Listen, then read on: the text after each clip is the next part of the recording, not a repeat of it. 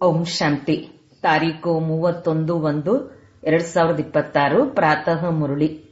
ಮಧುರ ಮಕ್ಕಳೇ, ತಾವು ಇಲ್ಲಿಗೆ ಸರ್ವಶಕ್ತಿವಂತ ತಂದೆಯಿಂದ ಶಕ್ತಿಯನ್ನು ಪಡೆಯಲು ಅರ್ಥಾತ್ ಜ್ಯೋತಿಯಲ್ಲಿ ಜ್ಞಾನದ ಎಣ್ಣೆಯನ್ನು ಹಾಕಲು ಬಂದಿದ್ದೀರಿ.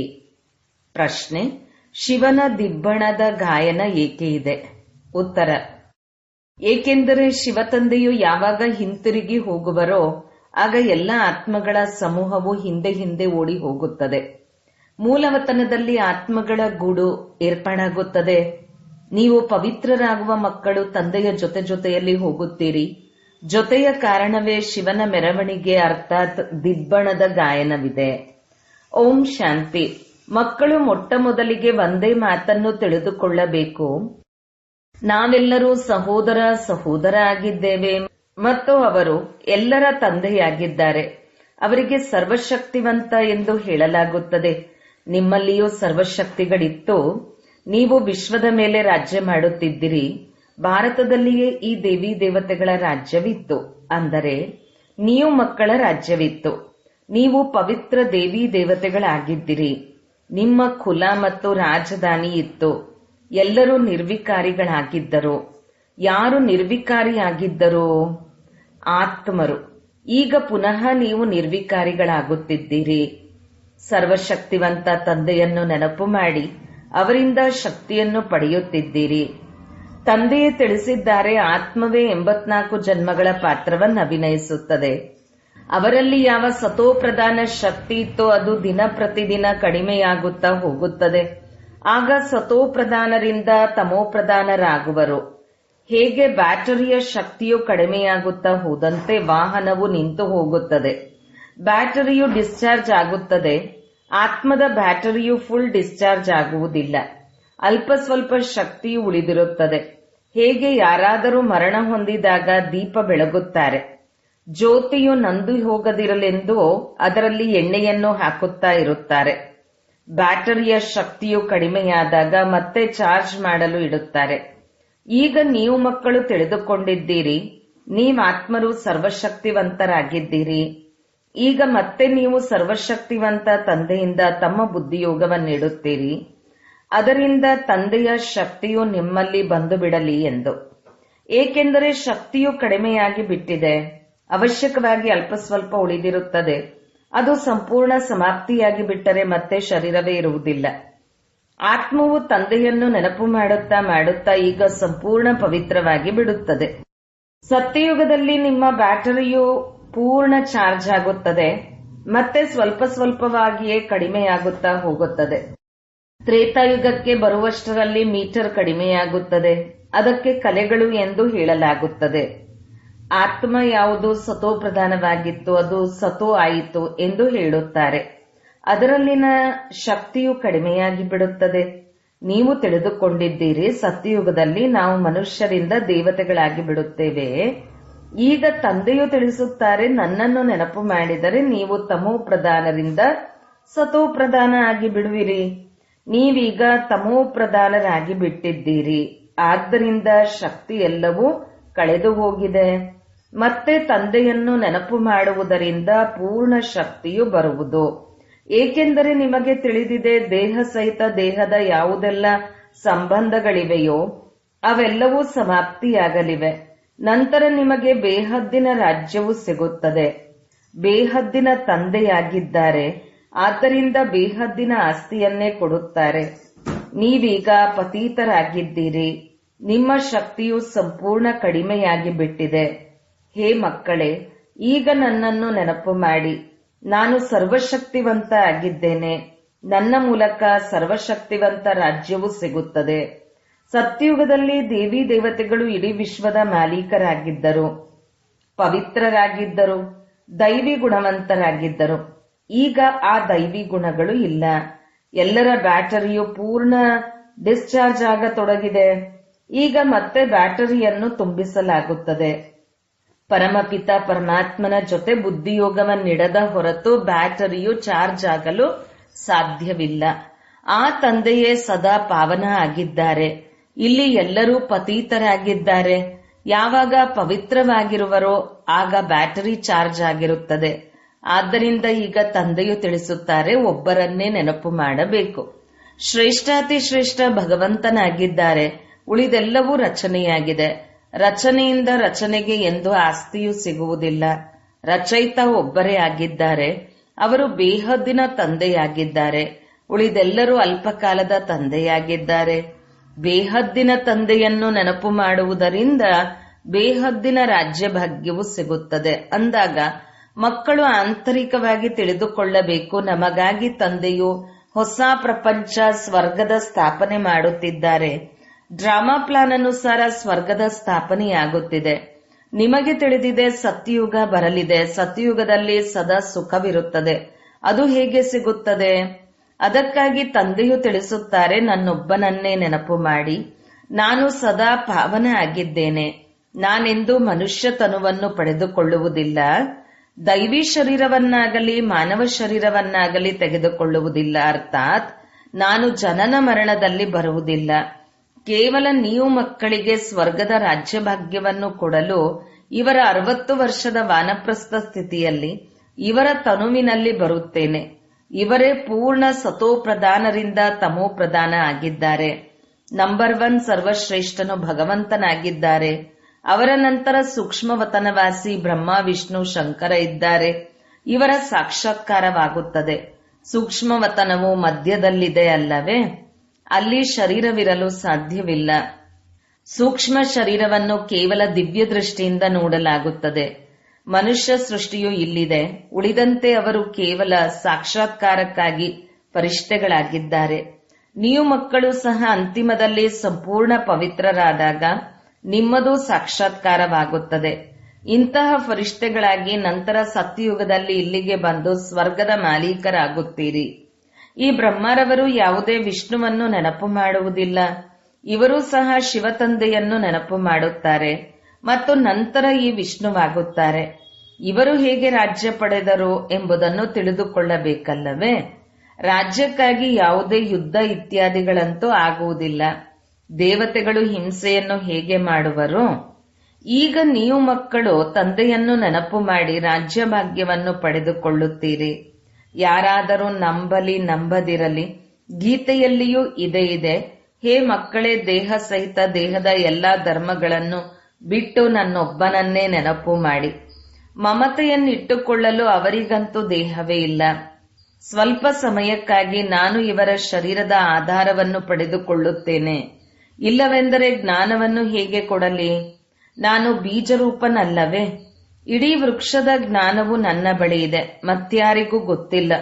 ಸೃಷ್ಟಿಯ ಆಯಸ್ಸು ಎಷ್ಟಾಗಿದೆ, ಹೇಗೆ ಇದರ ಸ್ಥಾಪನೆ ಪಾಲನೆ ವಿನಾಶವಾಗುತ್ತದೆ, ಇದು ಮನುಷ್ಯರಿಗೆ ತಿಳಿದಿರಬೇಕಲ್ಲವೇ? ಮನುಷ್ಯರೇ ಓದುತ್ತಾರೆ, ಪ್ರಾಣಿಗಳಂತೂ ಓದುವುದಿಲ್ಲ ಅಲ್ಲವೇ? ಅವರು ಲೌಕಿಕ ವಿದ್ಯೆಯನ್ನು ಓದುತ್ತಾರೆ. ಇಲ್ಲಿ ತಂದೆಯು ನಿಮಗೆ ಪಾರಲೌಕಿಕ ವಿದ್ಯೆಯನ್ನು ಓದಿಸುತ್ತಾರೆ. ಇದರಿಂದ ನಿಮ್ಮನ್ನು ಬೇಹದ್ದಿನ ಮಾಲೀಕರನ್ನಾಗಿ ಮಾಡುತ್ತಾರೆ. ಅಂದಾಗ ಇದನ್ನು ತಿಳಿಸಬೇಕು, ಯಾವುದೇ ಮನುಷ್ಯರಿಗೆ ಅಥವಾ ದೇಹದಾರಿಗಳಿಗೆ ಭಗವಂತನೆಂದು ಹೇಳಲಾಗುವುದಿಲ್ಲ. ಬ್ರಹ್ಮ ವಿಷ್ಣು ಶಂಕರರಿಗೂ ಸಹ ಸೂಕ್ಷ್ಮ ದೇಹ ಇದೆ ಅಲ್ಲವೇ? ಇವರ ಹೆಸರೇ ಬೇರೆಯಾಗಿದೆ. ಇವರಿಗೆ ಭಗವಂತನೆಂದು ಹೇಳಲಾಗುವುದಿಲ್ಲ. ಈ ಶರೀರವಂತೂ ಈ ದಾದರವರ ಆತ್ಮದ ಸಿಂಹಾಸನವಾಗಿತ್ತು, ಅಕಾಲ ಸಿಂಹಾಸನ ಅಲ್ಲವೇ? ಹಿರಿಯ ವ್ಯಕ್ತಿಗಳು ಅಲ್ಲಿ ಅಕಾಲ ಸಿಂಹಾಸನದ ಮೇಲೆ ಹೋಗಿ ಕುಳಿತುಕೊಳ್ಳುತ್ತಾರೆ. ವಾಸ್ತವದಲ್ಲಿ ತಂದೆಯು ತಿಳಿಸುತ್ತಾರೆ, ಇವೆಲ್ಲ ಶರೀರಗಳು ಅಕಾಲ ಆತ್ಮರ ಸಿಂಹಾಸನ ಆಗಿದೆ. ಅಕಾಲ ಆತ್ಮನನ್ನು ಕಾಲವು ಕಬಳಿಸಲು ಸಾಧ್ಯವಿಲ್ಲ. ಆ ಸಿಂಹಾಸನಗಳಂತೂ ಬದಲಾಗುತ್ತಿರುತ್ತವೆ. ಅಕಾಲ ಮೂರ್ತಿ ಆತ್ಮವು ಈ ಸಿಂಹಾಸನದ ಮೇಲೆ ಕುಳಿತುಕೊಳ್ಳುತ್ತದೆ. ಮೊದಲು ಚಿಕ್ಕ ಸಿಂಹಾಸನವಿರುತ್ತದೆ, ನಂತರ ಬೆಳವಣಿಗೆಯಾಗುತ್ತಾ ದೊಡ್ಡದಾಗುತ್ತದೆ. ಆತ್ಮವು ಒಂದು ಶರೀರವನ್ನು ಬಿಟ್ಟು ಇನ್ನೊಂದು ಪಡೆದುಕೊಳ್ಳುತ್ತದೆ. ಆತ್ಮವು ಅಕಾಲನಾಗಿದೆ. ಬಾಕಿ ಅದರಲ್ಲಿ ಒಳ್ಳೆಯ ಅಥವಾ ಕೆಟ್ಟ ಸಂಸ್ಕಾರವಿರುತ್ತದೆ. ಆದ್ದರಿಂದಲೇ ಇದು ಕರ್ಮಗಳ ಫಲವೆಂದು ಹೇಳುತ್ತಾರೆ. ಆತ್ಮವೆಂದು ವಿನಾಶವಾಗುವುದಿಲ್ಲ. ಆತ್ಮದ ತಂದೆಯು ಒಬ್ಬರೇ ಆಗಿದ್ದಾರೆ. ಇದನ್ನು ತಿಳಿದುಕೊಳ್ಳಬೇಕಲ್ಲವೇ? ಈ ತಂದೆಯು ಯಾವುದೇ ಶಾಸ್ತ್ರಗಳ ಮಾತನ್ನು ತಿಳಿಸುತ್ತಾರೆಯೇ? ಶಾಸ್ತ್ರ ಇತ್ಯಾದಿಗಳನ್ನು ಓದುವುದರಿಂದ ಹಿಂತಿರುಗಿ ಯಾರೂ ಹೋಗಲು ಸಾಧ್ಯವಿಲ್ಲ. ಅಂತ್ಯದಲ್ಲಿ ಎಲ್ಲರೂ ಹೋಗುವರು. ಹೇಗೆ ಹಕ್ಕಿಗಳ ಅಥವಾ ಜೇನುನೊಣಗಳ ಹಿಂಡು ಹೋಗುತ್ತದೆ ಅಲ್ಲವೇ? ಜೇನುನೊಣಗಳಲ್ಲಿಯೂ ರಾಣಿ ನೊಣವಿರುತ್ತದೆ. ಅದರ ಹಿಂದೆ ಎಲ್ಲವೂ ಹೋಗುತ್ತದೆ. ಅಂತಿಮದಲ್ಲಿ ತಂದೆಯು ಹೋದಾಗಲೂ ಸಹ ಅವರ ಹಿಂದೆ ಎಲ್ಲ ಆತ್ಮಗಳು ಹೋಗುವರು. ಅಲ್ಲಿ ಮೂಲವತನದಲ್ಲಿ ಎಲ್ಲ ಆತ್ಮರ ಹೇಗೆ ಗೂಡು ತಯಾರಾಗಿ ಬಿಡುತ್ತದೆ. ಇಲ್ಲಿ ಮನುಷ್ಯರ ಸಮೂಹವಾಗಿದೆ ಅಂದಾಗ ಈ ಸಮೂಹವು ಸಹ ಒಂದು ದಿನ ತಂದೆಯ ಹಿಂದೆ ಓಡುವುದು. ತಂದೆಯು ಬಂದು ಎಲ್ಲ ಆತ್ಮರನ್ನು ಕರೆದುಕೊಂಡು ಹೋಗುತ್ತಾರೆ. ಶಿವನ ದಿಬ್ಬಣ ಎಂದು ಹೇಳಲಾಗುತ್ತದೆ. ಮಕ್ಕಳೆಂದಾದರೂ ಹೇಳಿ ಅಥವಾ ಪ್ರಿಯತಮೆಯರೆಂದಾದರೂ ಹೇಳಿ, ತಂದೆಯು ಬಂದು ಮಕ್ಕಳಿಗೆ ಓದಿಸಿ ನೆನಪಿನ ಯಾತ್ರೆಯನ್ನು ಕಲಿಸುತ್ತಾರೆ. ಪವಿತ್ರರಾಗದೆ ಆತ್ಮವು ಹಿಂತಿರುಗಿ ಹೋಗಲು ಸಾಧ್ಯವಿಲ್ಲ.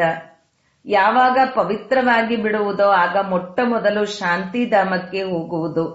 ಅಲ್ಲಿ ಹೋಗಿ ಎಲ್ಲರೂ ನಿವಾಸ ಮಾಡುತ್ತೀರಿ. ಅಲ್ಲಿಂದ ಮತ್ತೆ ದಿನ ಕಳೆದಂತೆ ಬರುತ್ತಾ ಇರುತ್ತಾರೆ, ವೃದ್ಧಿಯಾಗುತ್ತಿರುತ್ತದೆ. ನೀವೇ ಮೊಟ್ಟ ಮೊದಲು ತಂದೆಯ ಹಿಂದೆ ಓಡುವಿರಿ. ನಿಮ್ಮದು ತಂದೆಯ ಜೊತೆ ಅಥವಾ ಪ್ರಿಯತಮೆಯರಿಗೆ ಪ್ರಿಯತಮನ ಜೊತೆ ಯೋಗವಿದೆ. ರಾಜಧಾನಿ ಬೇಕಾಗಿದೆ ಅಲ್ಲವೇ? ಎಲ್ಲರೂ ಒಟ್ಟಿಗೆ ಬರುವುದಿಲ್ಲ. ಅಲ್ಲಿ ಎಲ್ಲ ಆತ್ಮರ ಪ್ರಪಂಚವಿದೆ. ಅಲ್ಲಿಂದ ಎಲ್ಲ ಆತ್ಮರು ನಂಬರ್ ವಾರಾಗಿ ಬರುತ್ತಾರೆ. ವೃಕ್ಷವು ನಿಧಾನವಾಗಿ ವೃದ್ಧಿ ಹೊಂದುತ್ತದೆ. ಮೊಟ್ಟ ಮೊದಲು ಆದಿ ಸನಾತನ ದೇವಿ ದೇವತಾ ಧರ್ಮವಿರುತ್ತದೆ. ಅದನ್ನು ತಂದೆಯು ಸ್ಥಾಪನೆ ಮಾಡುತ್ತಾರೆ. ಮೊಟ್ಟ ಮೊದಲು ನಮ್ಮನ್ನು ಬ್ರಾಹ್ಮಣರನ್ನಾಗಿ ಮಾಡುತ್ತಾರೆ. ಪ್ರಜಾಪಿತ ಬ್ರಹ್ಮ ಅಲ್ಲವೇ? ಪ್ರಜೆಗಳೆಲ್ಲರೂ ಸಹೋದರ ಸಹೋದರಿಯರಾಗುತ್ತೀರಿ. ಬ್ರಹ್ಮ ಕುಮಾರ ಕುಮಾರಿಯರು ಅನೇಕರಿದ್ದಾರೆ ಅಂದ ಮೇಲೆ ನಿಶ್ಚಯ ಬುದ್ಧಿಯವರಾಗಿರುವ ಕಾರಣವೇ ಇಷ್ಟೊಂದು ಮಂದಿ ಆಗಿದ್ದಾರೆ. ಬ್ರಾಹ್ಮಣರು ಎಷ್ಟು ಮಂದಿ ಇರಬಹುದು? ಪಕ್ಕಾ ಇದ್ದಾರೆಯೋ ಅಥವಾ ಹಸಿಯಾಗಿದ್ದಾರೆಯೋ? ಕೆಲವರು 99 ಅಂಕಗಳನ್ನು ತೆಗೆದುಕೊಳ್ಳುತ್ತಾರೆ, ಕೆಲವರು 10 ಅಂಕಗಳನ್ನು ಪಡೆದುಕೊಳ್ಳುತ್ತಾರೆ ಅಂದ ಮೇಲೆ ಇವರು ಹಸಿ ಇದ್ದಾರಲ್ಲವೇ? ನಿಮ್ಮಲ್ಲಿಯೂ ಯಾರು ಪಕ್ಕಾ ಇದ್ದಾರೆ ಅವರು ಅವಶ್ಯಕವಾಗಿ ಮೊದಲು ಬರುತ್ತಾರೆ. ಹಸಿ ಇರುವವರು ಕೊನೆಯಲ್ಲಿ ಬರುತ್ತಾರೆ. ಇದು ಪಾತ್ರಧಾರಿಗಳ ಪ್ರಪಂಚವಾಗಿದೆ, ಸುತ್ತುತ್ತಿರುತ್ತದೆ. ಸತ್ಯಯುಗ, ತ್ರೇತ, ದ್ವಾಪರ, ಕಲಿಯುಗ ಇದು ಪುರುಷೋತ್ತಮ ಸಂಗಮ ಯುಗವಾಗಿದೆ. ಇದನ್ನು ಈಗ ತಂದೆಯು ತಿಳಿಸಿದ್ದಾರೆ. ಮೊದಲು ನಾವು ಸಹ ಕಲ್ಪದ ಆಯಸ್ಸು ಲಕ್ಷಾಂತರ ವರ್ಷಗಳೆಂದು ಉಲ್ಟಾ ತಿಳಿದುಕೊಂಡು ಬಂದೆವು. ಈಗ ತಂದೆಯು ತಿಳಿಸಿದ್ದಾರೆ, ಇದು ಪೂರ್ಣ 5000 ವರ್ಷಗಳ ಚಕ್ರವಾಗಿದೆ. ಅರ್ಧಕಲ್ಪ ರಾಮರಾಜ್ಯ, ಅರ್ಧಕಲ್ಪ ರಾವಣ ರಾಜ್ಯವಾಗಿದೆ. ಲಕ್ಷಾಂತರ ವರ್ಷಗಳ ಕಲ್ಪವಾಗಿದ್ದರೆ ಅರ್ಧವಾಗಿ ವಿಂಗಡಿಸಲು ಸಾಧ್ಯವಿಲ್ಲ. ದುಃಖ ಮತ್ತು ಸುಖದ ಈ ಪ್ರಪಂಚವು ಮಾಡಲ್ಪಟ್ಟಿದೆ. ಬೇಹದ್ದಿನ ಈ ಜ್ಞಾನವು ಬೇಹದ್ದಿನ ತಂದೆಯಿಂದ ಸಿಗುತ್ತದೆ. ಶಿವ ತಂದೆಯ ಶರೀರದ ಯಾವುದೇ ಹೆಸರಿಲ್ಲ. ಈ ಶರೀರವು ದಾದಾರವರದಾಗಿದೆ. ತಂದೆಯು ಎಲ್ಲಿದ್ದಾರೆ? ಸ್ವಲ್ಪ ಸಮಯಕ್ಕಾಗಿ ಶರೀರವನ್ನು ಲೋನ್ ಆಗಿ ತೆಗೆದುಕೊಂಡಿದ್ದಾರೆ. ತಂದೆಯು ತಿಳಿಸಿದ್ದಾರೆ, ನನಗೆ ಮುಖವಂತೂ ಬೇಕಲ್ಲವೇ? ಇಲ್ಲಿಯೂ ಗೋಮುಖವನ್ನು ಮಾಡಿದ್ದಾರೆ. ಪರ್ವತಗಳಿಂದ ಎಲ್ಲೆಲ್ಲಿಯೋ ನೀರು ಬರುತ್ತದೆ. ಇಲ್ಲಿ ಅದನ್ನು ಗೋಮುಖವನ್ನಾಗಿ ಮಾಡಿದ್ದಾರೆ. ಅದರಿಂದ ನೀರು ಬರುತ್ತದೆ. ಅದನ್ನು ಗಂಗಾಜಲವೆಂದು ತಿಳಿದು ತೆಗೆದುಕೊಳ್ಳುತ್ತಾರೆ. ಅಂದ ಮೇಲೆ ಗಂಗೆಯು ಎಲ್ಲಿಂದ ಬಂತು? ಇದೆಲ್ಲವೂ ಸುಳ್ಳಾಗಿದೆ. ಸುಳ್ಳಿನ ಕಾಯ, ಸುಳ್ಳಿನ ಮಾಯೆ, ಎಲ್ಲವೂ ಸುಳ್ಳಿನ ಪ್ರಪಂಚವಾಗಿದೆ. ಭಾರತವು ಸ್ವರ್ಗವಾಗಿದ್ದಾಗ ಸತ್ಯಖಂಡವೆಂದು ಹೇಳಲಾಗುತ್ತದೆ. ಮತ್ತೆ ಭಾರತವೇ ಹಳೆಯದಾದಾಗ ಸುಳ್ಳಿನ ಖಂಡವೆಂದು ಹೇಳಲಾಗುತ್ತದೆ. ಈ ಸುಳ್ಳು ಖಂಡದಲ್ಲಿ ಯಾವಾಗ ಎಲ್ಲರೂ ಪತೀತರಾಗಿ ಬಿಡುವರೋ ಆಗ ಬಾಬಾ ನಮ್ಮನ್ನು ಪಾವನ ಮಾಡಿ ಈ ಹಳೆಯ ಪ್ರಪಂಚದಿಂದ ಕರೆದುಕೊಂಡು ಹೋಗಿ ಎಂದು ಕರೆಯುತ್ತಾರೆ. ತಂದೆಯು ತಿಳಿಸುತ್ತಾರೆ, ನನ್ನ ಮಕ್ಕಳೆಲ್ಲರೂ ಕಾಮಚಿತೆಯನ್ನೇರಿ ಕಪ್ಪಾಗಿ ಬಿಟ್ಟಿದ್ದಾರೆ. ತಂದೆಯು ಮಕ್ಕಳಿಗೆ ಕುಳಿತು ಹೇಳುತ್ತಾರೆ, ಮಕ್ಕಳೇ, ನೀವು ಸ್ವರ್ಗದ ಮಾಲೀಕರಾಗಿದ್ದೀರಲ್ಲವೇ? ಸ್ಮೃತಿ ಬಂದಿತೆ ಅಲ್ಲವೇ? ತಂದೆಯು ಇಡೀ ಪ್ರಪಂಚಕ್ಕೆ ತಿಳಿಸುವುದಿಲ್ಲ, ನೀವು ಮಕ್ಕಳಿಗೆ ತಿಳಿಸುತ್ತಾರೆ. ಇದರಿಂದ ನಮ್ಮ ತಂದೆಯು ಯಾರು ಎಂಬುದು ಅರ್ಥವಾಗಲಿ ಎಂದು. ಈ ಪ್ರಪಂಚಕ್ಕೆ ಮುಳ್ಳಿನ ಕಾಡೆಂದು ಹೇಳಲಾಗುತ್ತದೆ. ಎಲ್ಲದಕ್ಕಿಂತ ದೊಡ್ಡದು ಕಾಮವಿಕಾರದ ಮುಳ್ಳನ್ನು ಚುಚ್ಚುತ್ತಾರೆ. ಬಲೆ ಇಲ್ಲಿ ಅನೇಕ ಭಕ್ತರು ಇದ್ದಾರೆ, ಸಸ್ಯಾಹಾರಿಗಳು ಇದ್ದಾರೆ. ಆದರೆ ಅವರು ವಿಕಾರದಲ್ಲಿ ಹೋಗುವುದಿಲ್ಲವೆಂದಲ್ಲ. ಹಾಗೆ ಅನೇಕರು ಬಾಲಬ್ರಹ್ಮಚಾರಿಗಳು ಇರುತ್ತಾರೆ. ಬಾಲ್ಯದಿಂದಲೇ ಎಲ್ಲ ಚೀಚಿ ಪದಾರ್ಥಗಳನ್ನು ತಿನ್ನುವುದನ್ನು ತ್ಯಜಿಸುತ್ತಾರೆ. ನಿರ್ವಿಕಾರಿಗಳಾಗಿ ಎಂದು ಸನ್ಯಾಸಿಗಳು ಹೇಳುತ್ತಾರೆ. ಆ ಅಲ್ಪಕಾಲದ ಸನ್ಯಾಸವನ್ನು ಮನುಷ್ಯರೇ ಮಾಡಿಸುತ್ತಾರೆ. ಮತ್ತೆ ಇನ್ನೊಂದು ಜನ್ಮದಲ್ಲಿ ಗೃಹಸ್ಥಿಗಳ ಬಳಿಯೇ ಜನ್ಮ ಪಡೆದು ನಂತರ ಗೃಹಸ್ಥವನ್ನು ಬಿಟ್ಟು ಹೊರಟು ಹೋಗುತ್ತಾರೆ. ಸತ್ಯಯುಗದಲ್ಲಿ ಈ ಕೃಷ್ಣ ಮುಂತಾದ ದೇವತೆಗಳು ಎಂದಾದರೂ ಗೃಹಸ್ಥವನ್ನು ಬಿಡುತ್ತಾರೆಯೇ? ಇಲ್ಲ. ಅಂದಾಗ ಇಲ್ಲಿ ಮನುಷ್ಯರದು ಅಲ್ಪಕಾಲದ ಸನ್ಯಾಸವಾಗಿದೆ, ನಿಮ್ಮದು ಬೇಹದ್ದಿನ ಸನ್ಯಾಸವಾಗಿದೆ. ಇಡೀ ಪ್ರಪಂಚ, ಸಂಬಂಧ ಮೊದಲಾದುದರ ಸನ್ಯಾಸ ಮಾಡುತ್ತೀರಿ. ನಿಮಗಾಗಿ ಈಗ ಸ್ವರ್ಗದ ಸ್ಥಾಪನೆಯಾಗುತ್ತಿದೆ. ನಿಮ್ಮ ಬುದ್ಧಿಯು ಸ್ವರ್ಗದ ಕಡೆಯೇ ಹೋಗುವುದು. ಆದ್ದರಿಂದ ಶಿವತಂದೆಯನ್ನೇ ನೆನಪು ಮಾಡಬೇಕು. ಬೇಹದ್ದಿನ ತಂದೆಯು ತಿಳಿಸುತ್ತಾರೆ, ನನ್ನನ್ನು ನೆನಪು ಮಾಡಿ. ಮನ್ಮನ ಭವ ಮಧ್ಯಾಜಿ ಭವ, ಆಗ ನೀವು ದೇವತೆಗಳಾಗಿ ಬಿಡುತ್ತೀರಿ. ಇದು ಅದೇ ಗೀತಾ ಭಾಗವಾಗಿದೆ. ಸಂಗಮ ಯುಗವೂ ಆಗಿದೆ. ನಾನು ಸಂಗಮದಲ್ಲಿಯೇ ತಿಳಿಸುತ್ತೇನೆ.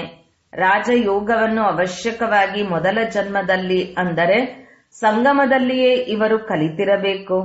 ಈ ಸೃಷ್ಟಿಯು ಬದಲಾಗುತ್ತದೆ ಅಲ್ಲವೇ? ನೀವು ಪತೀತರಿಂದ ಪಾವನರಾಗಿ ಬಿಡುತ್ತೀರಿ.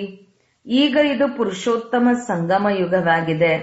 ಯಾವಾಗ ನಾವು ಇಂತಹ ತಮೋಪ್ರಧಾನರಿಂದ ಸತೋಪ್ರಧಾನರಾಗುತ್ತೇವೆ, ಪ್ರತಿಯೊಂದು ಮಾತನ್ನು ಚೆನ್ನಾಗಿ ತಿಳಿದುಕೊಂಡು ನಿಶ್ಚಯ ಮಾಡಿಕೊಳ್ಳಬೇಕು. ಇದನ್ನು ಯಾವುದೇ ಮನುಷ್ಯರು ಹೇಳುತ್ತಿಲ್ಲ. ಇದು ಶ್ರೀಮತ, ಅರ್ಥಾತ್ ಭಗವಂತನ ಶ್ರೇಷ್ಠಾತಿಶ್ರೇಷ್ಠ ಮತವಾಗಿದೆ. ಉಳಿದೆಲ್ಲವೂ ಮನುಷ್ಯ ಮತವಾಗಿದೆ. ಮನುಷ್ಯ ಮತದಿಂದ ಇಳಿಯುತ್ತಲೇ ಬರುತ್ತೀರಿ. ಈಗ ಶ್ರೀಮತದಿಂದ ನೀವು ಮೇಲೇರುತ್ತೀರಿ. ಈಗ ತಂದೆಯು ಮನುಷ್ಯರಿಂದ ದೇವತೆಗಳನ್ನಾಗಿ ಮಾಡಿಬಿಡುತ್ತಾರೆ. ದೈವಿ ಮತವು ಸ್ವರ್ಗವಾಸಿಗಳದಾಗಿದೆ ಮತ್ತು ಇದು ನರಕವಾಸಿ ಮನುಷ್ಯರ ಮತವಾಗಿದೆ. ಯಾವುದಕ್ಕೆ ರಾವಣನ ಮತವೆಂದು ಹೇಳಲಾಗುತ್ತದೆ. ರಾವಣ ರಾಜ್ಯವೂ ಸಹ ಕಡಿಮೆ ಇಲ್ಲ. ಇಡೀ ಪ್ರಪಂಚದಲ್ಲಿ ರಾವಣನ ರಾಜ್ಯವಿದೆ. ಇದು ಬೇಹದ್ದಿನ ಲಂಕೆಯಾಗಿದೆ. ಯಾವುದರಲ್ಲಿ ರಾವಣ ರಾಜ್ಯವಿದೆ, ನಂತರ ದೇವತೆಗಳ ಪವಿತ್ರ ರಾಜ್ಯವಿರುವುದು, ಅಲ್ಲಿ ಬಹಳ ಸುಖವಿರುವುದು. ಸ್ವರ್ಗದ ಎಷ್ಟೊಂದು ಮಹಿಮೆ ಇದೆ. ಸ್ವರ್ಗಸ್ಥರಾದರೆಂದು ಹೇಳುತ್ತಾರೆ, ಅಂದ ಮೇಲೆ ಅವಶ್ಯಕವಾಗಿ ನರಕದಲ್ಲಿದ್ದಿರಲ್ಲವೇ? ನರಕದಿಂದ ಹೋದರೆಂದರೆ ಅವಶ್ಯಕವಾಗಿ ನಂತರ ನರಕದಲ್ಲಿಯೇ ಬರುವರಲ್ಲವೇ? ಈಗ ಸ್ವರ್ಗವೆಲ್ಲಿದೆ? ಈ ಮಾತುಗಳು ಯಾವುದೇ ಶಾಸ್ತ್ರಗಳಲ್ಲಿಲ್ಲ. ಈಗ ತಂದೆಯು ನಿಮಗೆ ಸಂಪೂರ್ಣ ಜ್ಞಾನವನ್ನು ಕೊಡುತ್ತಾರೆ. ಬ್ಯಾಟರಿಯು ತುಂಬುತ್ತದೆ. ಮಾಯೆಯು ಮತ್ತೆ ಬುದ್ಧಿಯೋಗವನ್ನು ತುಂಡರಿಸುತ್ತದೆ. ಒಳ್ಳೆಯದು ಮಧುರಾತಿ ಮಧುರ ಅಗಲಿ ಹೋಗಿ ಮರಳಿ ಸಿಕ್ಕಿರುವ ಮಕ್ಕಳ ಪ್ರತಿ ಮಾತಾಪಿತಾ ಬಾಬ್ದಾದರವರ ನೆನಪು, ಪ್ರೀತಿ ಹಾಗೂ ಸುಪ್ರಭಾತ. ಆತ್ಮೀಯ ಮಕ್ಕಳಿಗೆ ಆತ್ಮೀಯ ತಂದೆಯ ನಮಸ್ತೆ. ಧಾರಣೆಗಾಗಿ ಮುಖ್ಯ ಸಾರ 1. ಮನ ವಚನ ಕರ್ಮದಿಂದ ಪವಿತ್ರರಾಗಿ ಆತ್ಮರೂಪಿ ಬ್ಯಾಟರಿಯನ್ನು ಚಾರ್ಜ್ ಮಾಡಿಕೊಳ್ಳಬೇಕು. ಪರಿಪಕ್ವ ಬ್ರಾಹ್ಮಣರಾಗಬೇಕು. 2. ಮನ್ಮತ ಮತ್ತು ಮನುಷ್ಯ ಮತವನ್ನು ಬಿಟ್ಟು ಒಬ್ಬ ತಂದೆಯ ಶ್ರೀಮತದಂತೆ ನಡೆದು ಸ್ವಯಂವನ್ನು ಶ್ರೇಷ್ಠ ಮಾಡಿಕೊಳ್ಳಬೇಕು. ಸತೋ ಪ್ರಧಾನರಾಗಿ ತಂದೆಯ ಜೊತೆ ಹಾರಿ ಹೋಗಬೇಕು. ವರದಾನ: ಸತ್ಯತೆಯ ಶಕ್ತಿಯ ಮೂಲಕ ಪ್ರಕೃತಿ ಅಥವಾ ವಿಶ್ವವನ್ನು ಸತೋಪ್ರಧಾನ ಮಾಡುವಂತಹ ಮಾಸ್ಟರ್ ವಿಧಿ ವಿಧಾತ ಭವ. ಯಾವಾಗ ತಾವು ಮಕ್ಕಳು ಸತ್ಯತೆಯ ಶಕ್ತಿಯನ್ನು ಧಾರಣೆ ಮಾಡಿಕೊಂಡು ಮಾಸ್ಟರ್ ವಿಧಿ ವಿಧಾತ ಆಗುವಿರಿ, ಆಗಲೇ ಪ್ರಕೃತಿಯು ಸತೋಪ್ರಧಾನವಾಗಿ ಬಿಡುತ್ತದೆ. ಯುಗವು ಸತ್ಯಯುಗವಾಗುತ್ತದೆ. ಸರ್ವ ಆತ್ಮರುಗಳು ಸದ್ಗತಿಯ ಅದೃಷ್ಟವನ್ನು ಬೆಳಗಿಸಿಕೊಳ್ಳುವರು. ತಮ್ಮ ಸತ್ಯತೆಯ ಪಾರಸದಂತೆ ಹೇಗೆ ಪಾರಸವು ಲೋಹವನ್ನು ಪಾರಸವನ್ನಾಗಿ ಮಾಡಿಬಿಡುತ್ತದೆಯೋ, ಹಾಗೆಯೇ ಸತ್ಯತೆಯ ಶಕ್ತಿಯು ಆತ್ಮನನ್ನು, ಪ್ರಕೃತಿಯನ್ನು, ಸಮಯವನ್ನು, ಸರ್ವ ಸಾಮಗ್ರಿಗಳನ್ನು, ಸರ್ವ ಸಂಬಂಧ ಸಂಸ್ಕಾರಗಳನ್ನು, ಆಹಾರ ವ್ಯವಹಾರ ಎಲ್ಲವನ್ನೂ ಸತೋಪ್ರಧಾನವನ್ನಾಗಿ ಮಾಡಿಬಿಡುತ್ತದೆ. ಸ್ಲೋಗನ್: ಯಾರನ್ನು ಪ್ರಕೃತಿಯ ಏರುಪೇರುಗಳು ಆಕರ್ಷಣೆ ಮಾಡುವುದಿಲ್ಲವೋ ಅವರೇ ಯೋಗಿ ಆತ್ಮರಾಗಿದ್ದಾರೆ.